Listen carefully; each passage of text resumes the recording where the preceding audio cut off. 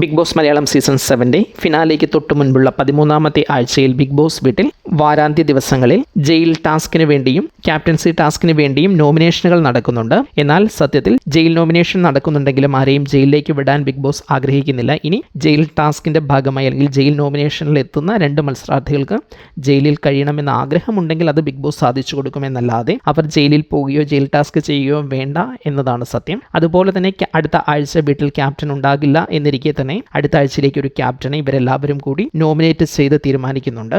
ഈ ക്യാപ്റ്റന് ഒരു പവർ ഉണ്ടാകും എന്ന് പറയുന്നുണ്ട്. അതെന്താണ് എന്ന് പറയുന്നില്ല. പക്ഷേ വീട്ടിൻ്റെ ക്യാപ്റ്റനായി അടുത്ത ആഴ്ച ഇരിക്കാൻ അദ്ദേഹത്തിന് കഴിയും എന്ന് തോന്നുന്നില്ല. ബിഗ് ബോസ് വീട്ടിലെ മത്സരാർത്ഥികൾ എല്ലാവരും കൂടി ചേർന്ന് ജയിൽ ടാസ്കിന് വേണ്ടി നോമിനേറ്റ് ചെയ്ത 2 മത്സരാർത്ഥികൾ, ഒന്ന് സാബുമാനാണ്, മറ്റൊന്ന് നൂറയാണ്. ഇവർ രണ്ടുപേരും ജയിൽ ടാസ്കിൻ്റെ അല്ലെങ്കിൽ ജയിൽ നോമിനേഷൻ്റെ ഭാഗമായി എന്നല്ലാതെ ജയിലിൽ പോകേണ്ടതില്ല. അതേസമയം അടുത്ത ആഴ്ചയിലെ ക്യാപ്റ്റൻ എന്ന നിലയിലേക്ക് ഒരു മത്സരാർത്ഥി തിരഞ്ഞെടുക്കപ്പെടുന്നുണ്ട്. അദ്ദേഹം വീടിൻ്റെ ക്യാപ്റ്റൻ ആവാനല്ല, പക്ഷേ മറ്റു ചില ആനുകൂല്യങ്ങൾ അല്ലെങ്കിൽ ചില ബെനിഫിറ്റുകൾ അദ്ദേഹത്തിന് ഉണ്ടാകും. അത് എന്താണ് എന്ന് ബിഗ് ബോസ് പറഞ്ഞിട്ടില്ല. ഏതായാലും ബിഗ് ബോസ് വീട്ടിലെ മത്സരാർത്ഥികൾ തിരഞ്ഞെടുത്തിരിക്കുന്നത് നെവിനെയാണ്. കഴിഞ്ഞ ആഴ്ച ബിഗ് ബോസ് വീട്ടിൽ നെവിനുണ്ടായ മാറ്റമാണ് ഇങ്ങനെയൊരു തിരഞ്ഞെടുപ്പിന് ബിഗ് ബോസ് വീട്ടിലെ സഹമത്സരാർത്ഥികളെ പ്രേരിപ്പിച്ചിരിക്കുന്നത്. ഏതായാലും ക്യാപ്റ്റൻ എന്ന സ്ഥാനത്തേക്ക് അടുത്ത ആഴ്ചയിലേക്ക് നോമിനേറ്റ് ചെയ്യപ്പെട്ടിരിക്കുന്നത് നെവിനാണ്. നെവിന് ബിഗ് ബോസ് കൊടുക്കാൻ പോകുന്ന പ്രത്യേക ബെനിഫിറ്റ് എന്താണ് എന്ന് വരും എപ്പിസോഡുകളിൽ വ്യക്തമാകും. ഈ 3 നോമിനേഷനുകളോടും നിങ്ങളുടെ പ്രതികരണം എന്ത് എന്ന് കമന്റ് ചെയ്യും.